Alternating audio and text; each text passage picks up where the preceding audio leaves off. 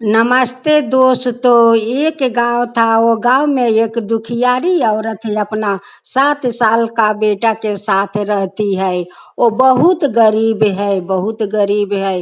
वो आदमी के का घर में वो बर्तन मांजती है। बर्तन मांज कर अपना पेट और अपना बच्चों के पेट पालती है। काम करके अपना बेटा को स्कूल में दाखिला करवाती है। जब माँ अपना 7 साल का बेटे को कंधे पर लकड़ी को भार देती है तो उनकी छाती फाट जाता है।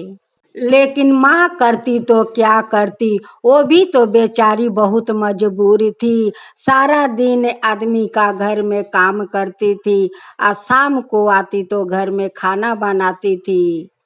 वो बेचारी काम करने जाती ना जंगल से लकड़ी ले आने जाती। उस लिए तो वो बहुत मजबूर थी। अपना 7 साल का बच्चों के कंधे पर लकड़ी के भार दे देती है। उनकी बेटे के नाम सूरज था। जब सूरज स्कूल जाता है तो उनकी माँ कहती है कि सूरज, जब तुम्हारा छुट्टी हो जाएगा तो आते समय तुम लकड़ी लेते आना बेटा। जब सूरज स्कूल पढ़ने जाता था तो आते समय वो रोज लकड़ी ले आता था, रोज लकड़ी ले आता था।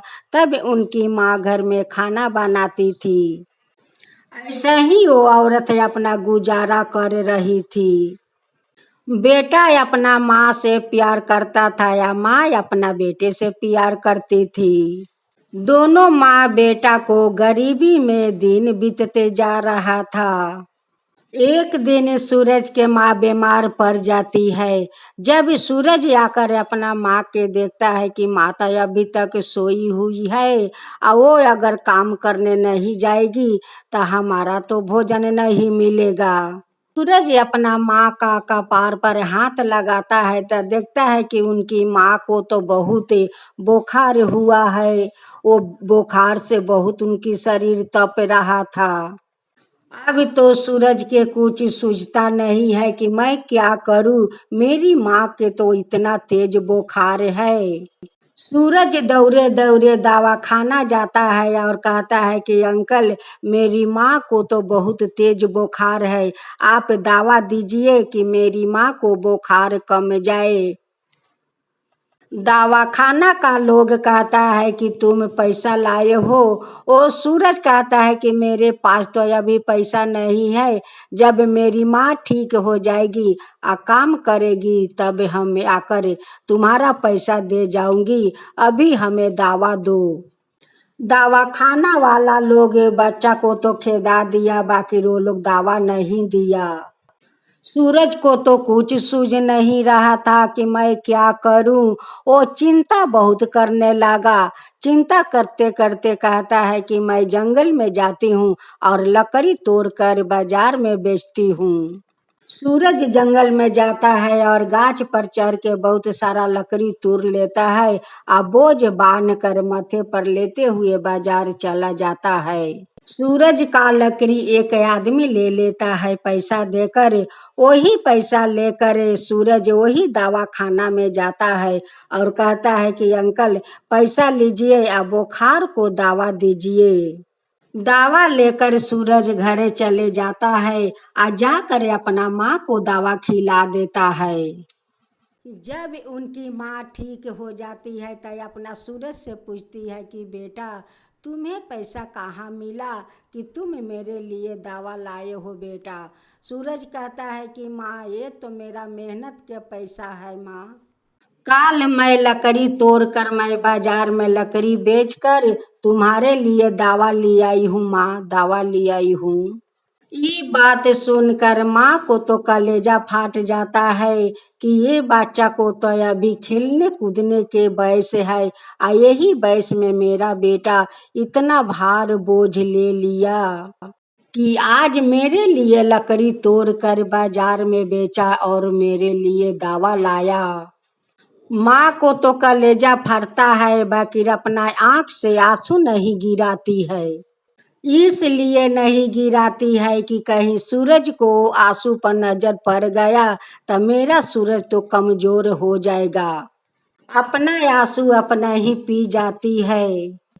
सूरज का माँ काम करने से पहले वो आगे महादेव का मंदिर में जाती है, पान बेलपतिया पानी चढ़ाकर आती है, तब काम करने जाती है। सूरज का माँ तो अच्छी हो गई, अब तो काम करने जाने लगी। सूरज स्कूल जाता, जब उनका छुट्टी होता तो आते समय वो लकड़ी लेकर आता। वही लकड़ी से माँ बेटा खाना बनाकर खाता।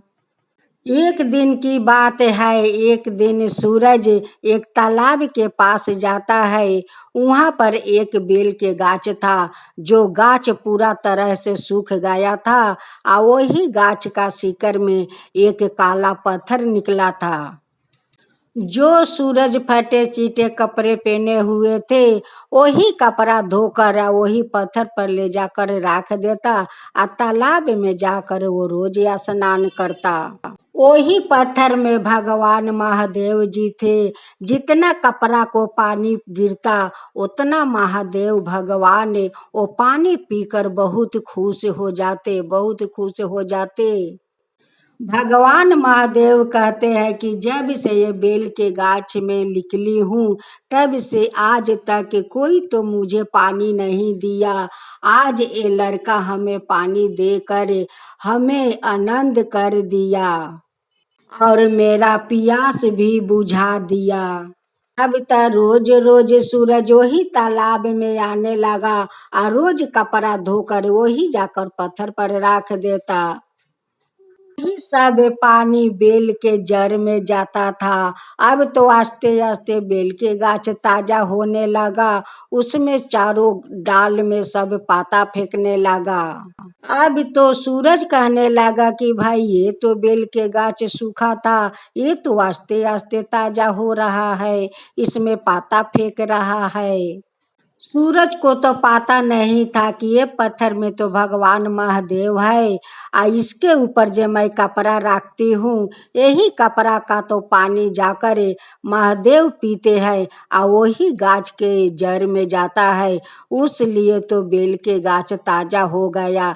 ये सब बात तो सूरज के समझ में नहीं आ रहा था, क्योंकि वो तो अभी बहुत बच्चा है, अभी तो 7 साल के ही है बच्चा। एक दिन सूरज कपड़ा धोकर वही काला पत्थर पर रख दिया था, खुद एक तालाब में स्नान करके वही पर लेंटा बैठे हुए थे। उसका पास तो दूसरा कोई कपड़ा नहीं था कि वो कपड़ा बदल सके। जब कपड़ा के सारा पानी गिर जाता, तब जाकर वो कपड़ा सूरज पहन लेता। वही पर सूरज लंगे हुए बैठे थे। वही समय भगवान शिव एक बूढ़ा का रूप धारण करते हुए जाकर सूरज के पास बैठ जाते हैं। वो बूढ़ा बाबा कहते हैं कि बेटा तुम लंगे क्यों बैठे हो। वो कहता है कि बाबा मेरे पास तो कोई कपड़ा नहीं है कि मैं बदल सकूं। मेरा कपड़ा देखिए वही पत्थर पर है, जब पानी सारा गिर जाएगा तब जाकर मैं वही कपड़ा पहन लूंगी। अब तो बाबा सब कुछ सूरज से पूछने लगा कि बेटा तुम्हारा माता पिता क्या करते हैं। सूरज कहता है कि बाबा मेरा तो पिताजी नहीं है, मेरा खाली माँ है, हम लोग बहुत गरीब हूँ। मेरी माँ तो आदमी का घर में बर्तन मांजती है बाबा। जो कुछ वो लोग देता है बाबा, वही से हम लोग गुजारा कर रही हूँ। एक दिन अपना माँ से कहा था कि माँ सब लोग नया नया कपड़ा क्यों पहनते हैं, अच्छे अच्छे खाना क्यों खाते हैं, हम लोग क्यों नहीं नया कपड़ा पहनते हैं, खाना खाते हैं। हम लोग का तो कभी अच्छा खाना नहीं मिलता है और नहीं अच्छा कपड़ा मिलता है। तब जाकर सूरज कहता है कि बाबा आप जानते हैं मेरी माँ क्या कहती है। कहती है कि बेटा अभी हम लोग से भगवान रूठे हुए हैं, उसलिए हम लोग अच्छा खाना नहीं खाते हैं और नहीं अच्छा कपड़ा पहनते हैं। सभी लोग पर भगवान खुश है, उसीलिए वो लोग अच्छे कपड़ा पहनते हैं, अच्छा खाना खाते हैं। सूरज वो बाबा से कहता है कि बाबा आप बताइए हम लोग भगवान को कैसे खुश करें। कि भगवान हम लोग के अच्छा कपड़ा देंगे, अच्छा खाने के लिए देंगे। मेरी माँ तो काम करने के पहले महादेव के मंदिर में जाती है और रोज बेलपत्ता फूल पानी चढ़ाती है, तब जाकर मेरी माँ काम पर जाती है। लेकिन मेरी माँ तो महादेव से कुछ नहीं मांगती है, तो महादेव हम लोग के कैसे देंगे बाबा।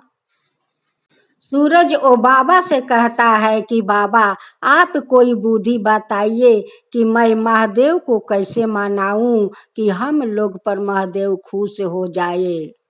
हमें तो पता नहीं है बाबा कि भगवान कैसे खुश होते हैं। सूरज बाबा से कहते हैं कि बाबा अगर महादेव बहुत सारा मिठाई खाते हैं और खाकर खुश होते हैं, तो हम लोग के पास तो पैसा नहीं है बाबा कि बहुत सारा भगवान को मिठाई खिलाकर हम खुश कर सके। ये बात सुनकर तो बाबा हंसने लगा। अब सूरज कहता है कि बाबा ये बात सुनकर आप क्यों इतना जोर से हंसे। बाबा कहते हैं कि बेटा तुम जो इतना सुंदर बात करते हो, तुम्हारा बात सुनकर तो कोई भी हंस सकता है। सूरज को तो पता नहीं है कि जिससे वो बात करता है वही तो भगवान महादेव है। बाबा मेरी माँ तो कहती है कि मेहनत करने से उसी में भगवान फल देते हैं। तो बाबा आपे बताइए कि मैं कौन ऐसा मेहनत करूं कि भगवान उसमें हमें फल दे। अब तो भगवान महादेव सूरज को बहुत प्यार से समझाते हैं, बेटा तुम रोज कपड़ा अपना भिजा कर वो पत्थर पर रखते हो, आ वो पत्थर तो वही बेल के शिकर से निकला है। वही तुम्हारा कपड़ा का पानी से तो आज बेल के गाछ ताजा हुआ है। आ देखो उसमें कितना सारा फल धरा है। जैसे रोज धो धो कर कपड़ा वो पत्थर पर रखते हो बेटा, आज वो गाछ ताजा हो गया है। वैसे ही लोग मेहनत करते हैं और वही मेहनत में भगवान तुम्हारा फल देते हैं, उसी में कृपा या आशीर्वाद भगवान देते हैं। सूरज तो बच्चा था, उससे तो कुछ समझ नहीं रहा और नहीं कुछ समझता था। फिर बाबा से कहता है कि बाबा मैं भी तो मेहनत करती हूँ, रोज जंगल से लकड़ी ले जाती हूँ तो माँ मेरी खाना बनाती है, वो भी तो मैं मेहनत करती हूँ, तो भगवान वो मेहनत में क्यों नहीं फल देते हैं। पूरा बाबा कहते हैं कि अच्छा बेटा तुम भगवान के मानते हो। वो कहता है कि हाँ बाबा मैं तो भगवान के मानती हूँ, मेरी माँ भी मानती है, तभी तो वो मंदिर में जाती है और बेलपत्ता फूल पानी चढ़ाती है। कहने लगा कि बेटा तुम भी वैसा ही करो, यही बेल के पाता तोड़कर उन पर बेल पाता चढ़ा दो और थोड़ा पानी लेकर यही पत्थर पर डाल दो। अगर तुम एक पत्थर को रोज सेवा करो तो वही पत्थर भगवान बन जाता है बेटा। आज जैसे तुम भीजे हुए कपड़ा वो पत्थर पर राख कर देखो बेल के गाछ का ताजा कर दिया, वो गाछ में देखो कितना सारा फल पक रहा है। ऐसा ही तुम रोज पानी और एक बेलपाता चढ़ा दो तो वही एक बेलपाता पर तो महादेव बहुत खुश हो जाते हैं, बहुत प्रसन्न हो जाते हैं। चढ़ाकर तुम भगवान से जो कुछ मांगेगा भगवान तुम्हें दे देंगे। सूरज वो बाबा से कहता है कि बाबा मैं जो भी मांगूंगी वो मुझे भगवान दे देंगे। वो बूढ़ा बाबा कहते हैं कि बेटा आगे तुम मांग के तो देखो कि भगवान देते हैं या नहीं। सूरज जी अपना घर से गिलास लिया कर रोज नहा धोआ कर बेलपाता तोड़ कर रोज वही पत्थर पर चढ़ाया करता था, रोज चढ़ाया करता था। अब भगवान से यही मांगता कि भगवान मुझे खाने के लिए बहुत सारा मिठाइयाँ दो, बहुत सारा कपड़ा दो। इससे ज्यादा तो कुछ मांगना आता नहीं है सूरज को। एक दिन भगवान महादेव सूरज के सपने में जाकर सपना देते हैं कि सूरज उठो देखो कौन तुम्हारा सामने खड़ा है, आ देखो बहुत सारा मिठाइयाँ ले आया है, बहुत सारा कपड़ा ले आया है।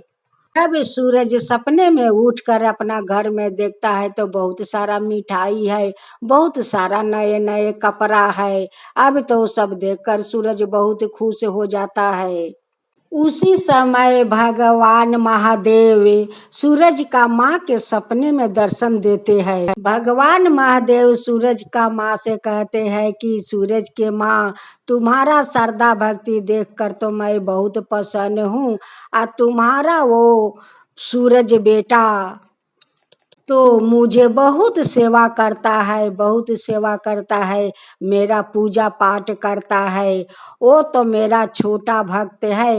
वो छोटा भक्त के श्रद्धा भक्ति देखकर मैं बहुत प्रसन्न हूँ, उन पर बहुत प्रसन्न हूँ।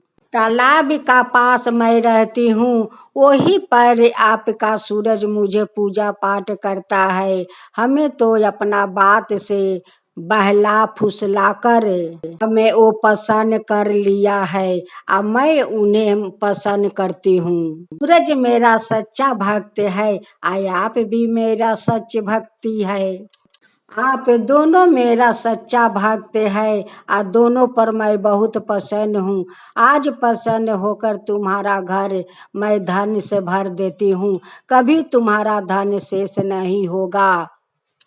सूरज मुझे रोज पूजा करता है या हमसे मिठाई और कपड़ा मांगता है। देखो एक घर के कोना में बहुत सारा कपड़ा है, बहुत सारा मिठाई है। अब तुम लोग का कभी कुछ का कमी नहीं होगा, कुछ के कमी नहीं होगा। जो मेरा श्रद्धा भक्ति से सोमवार का व्रत करेगा, उन पर मैं प्रसन्न हो जाऊंगी, और मन चाह वर भी दूंगी और वरदान भी दूंगी। उसको सारा मनोकामना भी मैं पूरा करूंगी। जो मेरा भक्त मुझे श्रद्धा भक्ति से मेरा व्रत करता है, उसको सारा मनोकामना मैं पूरा करूंगी। भोलेनाथ का कथा जो सुनाता है, जो सुनता है, जो हुंकारी पड़ता है, उन सब पर आप कृपा कीजिए भोलेनाथ, सब पर आप कृपा कीजिए। वैसा ही सब कोई के मनोकामना पूरा कीजिए।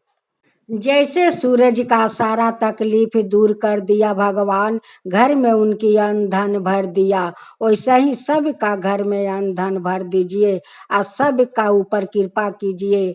हे भगवान, हे भोलेनाथ, हे महादेव, सब के ऊपर कृपा कीजिए भगवान, सब के ऊपर कृपा कीजिए। भोलेनाथ जी की जय हो, उम्बा शंभू जी की जय हो, भगवान महादेव की जय हो।